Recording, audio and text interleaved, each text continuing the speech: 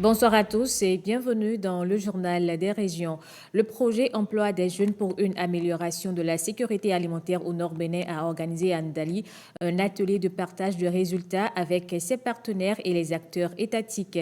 Cette rencontre vise notamment à présenter les effets positifs de la mise en œuvre du projet qui est à sa deuxième phase. Sylvain Savy et Olviga Vincent. Près de 12 000 jeunes des départements de la Liborie et de l'Atakora sont impactés par le projet EJASA. Ces hommes et femmes s'investissent dans 4 filières, à savoir maraîchage, petits ruminants, volailles et soja.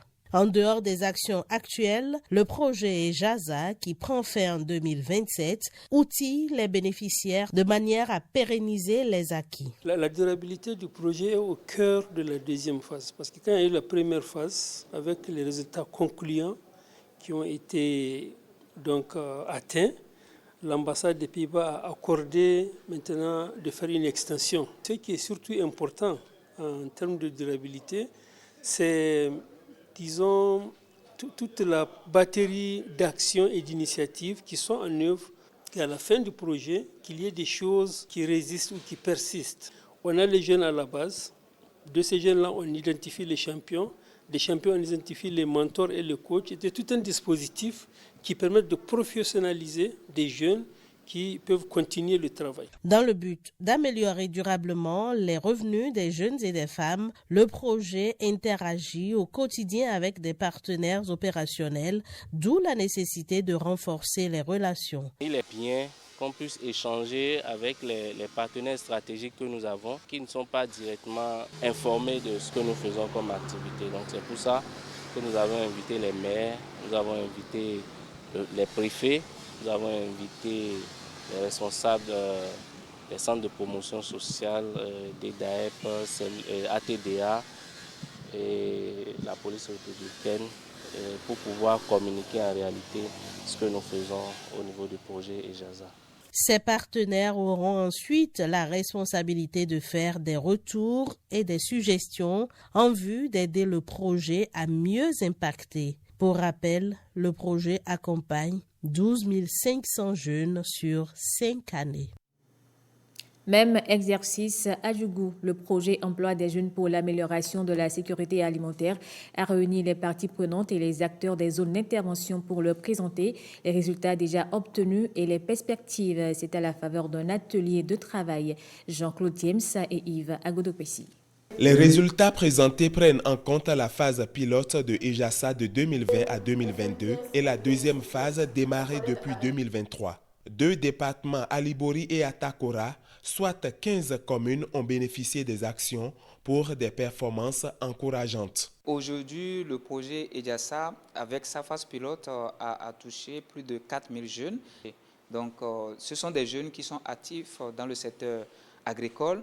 Bien sûr, il y a des bénéficiaires indirects. Vous imaginez, tous ces jeunes-là, ça impacte leur ménage lorsqu'il s'agit de la nutrition et lorsqu'il s'agit des formations aussi. Les ménages sont associés et il y a aussi l'écosystème qui est touché aussi. Quand vous prenez les organisations professionnelles agricoles sont renforcées.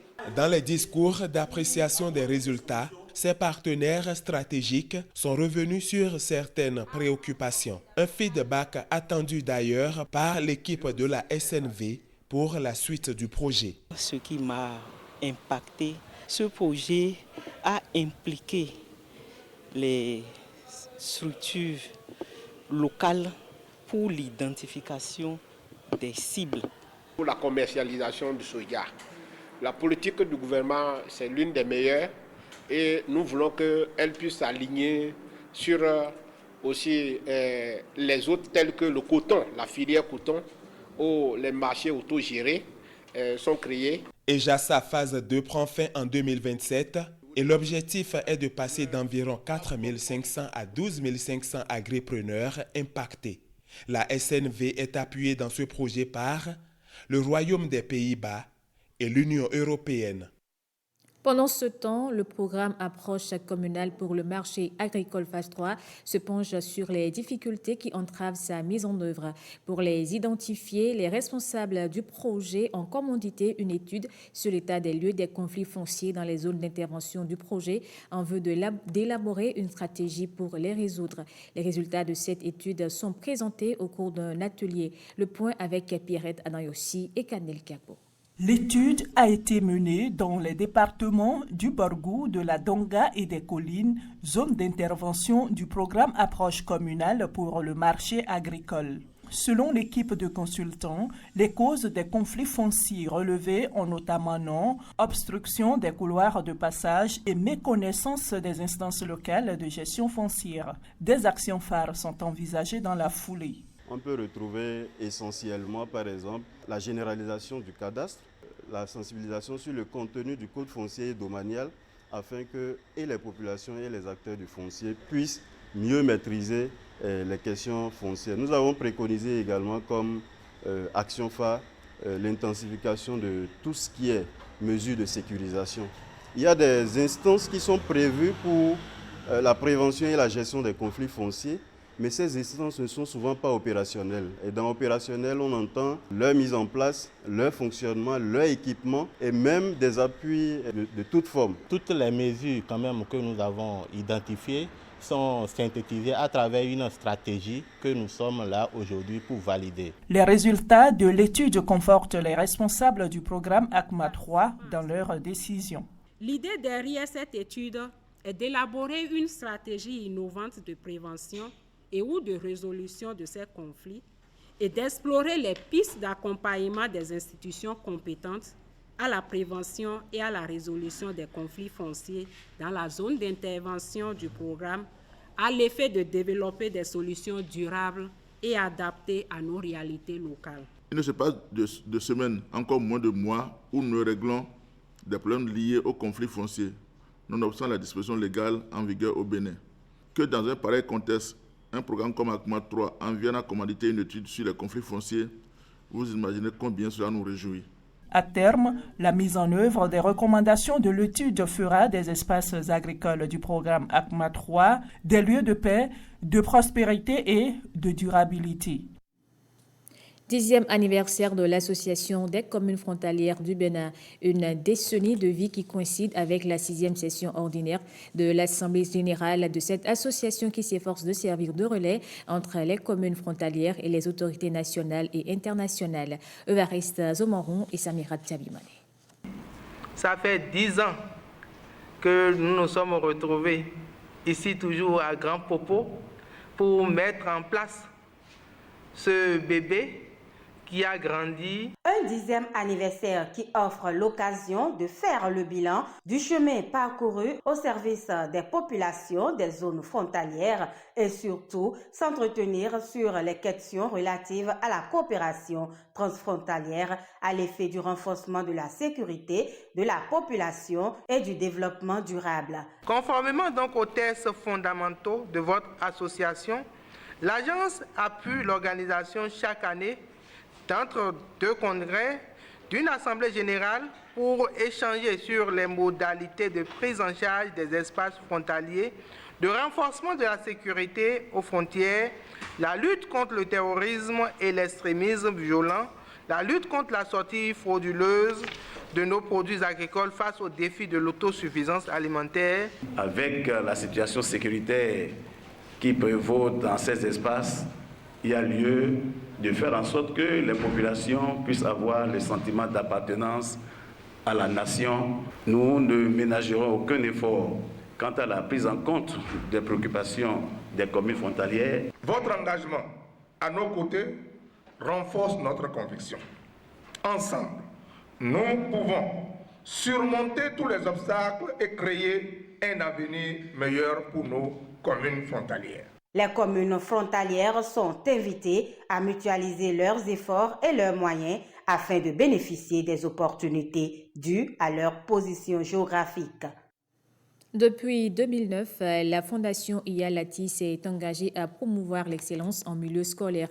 Les meilleurs apprenants et des établissements publics du Bénin sont primés pour leur prouesse. Dans le département du Borgou, c'est la commune de Tchaourou qui est retenue pour la 11e édition. Olviga Messan et Dokastito Tchalidi. Des fournitures scolaires, des enveloppes financières, des tableaux d'honneur. La Fondation IALATI célèbre l'excellence en milieu scolaire. Ses élèves du premier cycle ont obtenu une moyenne générale comprise entre 15 et 18 sur 20. C'est le lieu de leur dire un encouragement sincère et de dire aux autres que le travail bien fait est toujours récompensé. L'excellence se construit, elle s'accompagne et elle se cherche. Ce principe doit être véhiculé au plus près de nos élèves dans chaque classe. Nous devons encourager cette jeunesse. Nous devons davantage cultiver et consolider chez nos apprenants les valeurs fortes du mérite, de l'effort, de la réussite et de la promotion. Dans le département du Borgou, c'est la commune de Tchaourou qui est à l'honneur avec les collèges d'enseignement général de Goro, d'Alafiarou et de Bétérou. Le principe de base de la Fondation IALATI, c'est que chacun peut apporter sa petite contribution. Et renforcer, motiver, féliciter, célébrer, congratuler ceux qui réussissent fait partie de cette construction. La Fondation IALATI est ici aujourd'hui pour féliciter les meilleurs. La Fondation IALATI est ici pour motiver les meilleurs. Et je remercie également le corps enseignant. Comme on me l'a dit au CG1 de Boyko, il n'y a pas de meilleurs élèves sans meilleurs enseignants. C'est parce qu'on a de bons enseignants qu'on a de bons élèves. Félicitations au corps enseignant. Selon Moudachirou Badamassi, président de la Fondation IALATI, promouvoir l'excellence, c'est encourager les apprenants à donner le meilleur d'eux-mêmes. Il ajoute que la Fondation ne compte pas s'arrêter en si bon chemin. Je m'engage à être parmi les meilleurs. C'était une doléance des communautés à la lisière de la frontière Bénin-Nigeria et une route les connecte enfin aux autres régions des collines. Le village d'Okeo a bénéficié de la phase 2 de l'asphaltage. Une messe a été dite en guise de remerciement à l'endroit du gouvernement. Deogracias Menayi pour les précisions. Longtemps désiré par les populations d'Okeo, il aurait fallu attendre l'avènement de la rupture pour que le bitumage de cette voie soit une réalité. Le bitumage de l'As-Savert, sur lequel nous nous retrouvons ici. Et c'est, comme vous le constatez, c'est toute une joie pour la population. Cette infrastructure, c'est 27,5 km de route qui relie Dassazoumé à Okeo, village qui fait frontière avec le Nigeria. Joie et doléances, sentiments manifestes des populations. Première demande de la population, c'est le pont sur le fleuve Okpara. Parce que ce pont servira non seulement la localité d'Okeo et l'arrondissement, mais ça servira également toute la commune de Savin, toute la commune de Wessé, toute la commune de Glazoué. Ça servira également au-delà, Banté, Savalou, même jusqu'au Togo, Ghana, il passe par ici. Ça nous manque aussi la sécurité. Si l'État peut tout faire pour nous doter aussi du commissariat d'arrondissement, je pense qu'on aura aussi le cœur à l'aise. Situé dans les périphéries de Dassazoumé, ce village bénéficie de la phase 2 de l'asphaltage. Preuve que le programme d'action du gouvernement ne laisse nulle place où la main ne passe et repasse. Bientôt, la création de l'Ordre du mérite sportif au Bénin. Les acteurs concernés sont conviés par la grande chancellerie du Bénin à un atelier de travail à Azové. Objectif, définir les modalités de la mise en œuvre de cet Ordre du mérite. Evariste Zomaron et Samirat Tchabimane.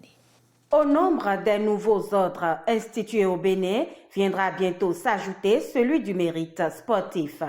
En instaurant cet ordre, nous souhaitons honorer ceux qui se distinguent par leur performance, leur dévouement et leur passion. Aujourd'hui, notre objectif est clair, c'est de valider ensemble les documents qui structureront l'ordre du mérite sportif. Nous allons examiner les critères d'attribution, les processus de nomination et les modalités de fonctionnement. Je suis convaincue qu'ensemble, nous pouvons bâtir une institution qui honorera nos champions et inspirera les générations futures. La grande chancellerie de l'Ordre national du Bénin permet à l'État d'identifier et de récompenser ses citoyens les plus méritants pour les loyaux services rendus à la nation. Les travaux de l'atelier d'Azové doivent garantir la crédibilité et l'efficacité du nouveau bébé qu'est l'Ordre du mérite sportif. Nous sommes ici pour que le travail qui sera fait demain en matière d'implémentation de l'ordre du mérite, que vous vous y retrouviez. Que ça ne soit pas une invention des administratifs de la grande chancellerie.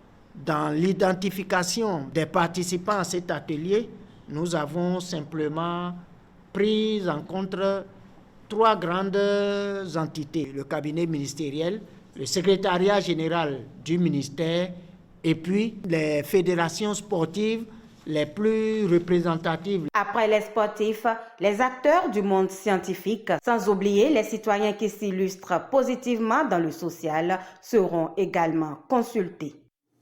Et c'est la fin de ce journal. Merci à vous de l'avoir suivi.